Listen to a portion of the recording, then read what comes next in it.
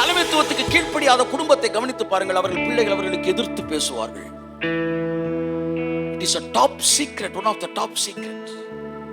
அந்த பிள்ளைகள் அவர்களுக்கு அடங்க மாட்டார்கள். நான் பார்த்திருக்கிறேன். எப்படா இருந்தால் இவ்வளவு கரெக்டா செக் வைக்கிறான்னு யோசித்திருக்கிறேன். It is obviously known.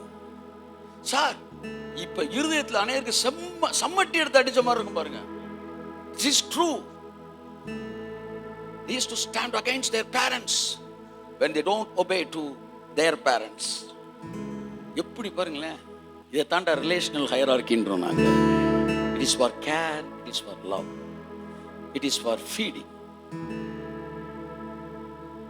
it is for taking care and responsibilities. We know the real meaning of what hierarchy is. Table ரொம்ப வெறுக்கிற ஒரு வார்த்தை ஹையரார்க்கி. நீங்க ஒண்ணுமே இல்லை, ஒரு பிசாசு துரத்தோன்னு நினைச்சீங்கன்னா ஆயிட்ட போய் இயேசுவின் நாமம் சொல்லாம கூட ஹையரார்க்கிங்க அமைதி அந்த அப்படின்னா வெளியே அப்படியே வெளியே.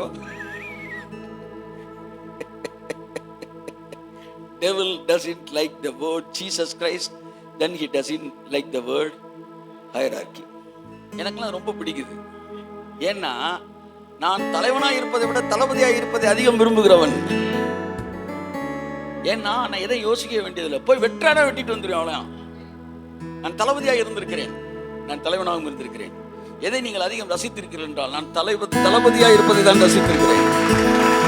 தளபதியாக இருக்கிறேன் அனாயிட்டியவன் வேற மாதிரி இருக்கும். ஏனென்றால் எல்லாத்தையும் கேர் எடுத்துக்கிறதுக்கு ஒரு தலைவர் இருக்கார் எனக்கு.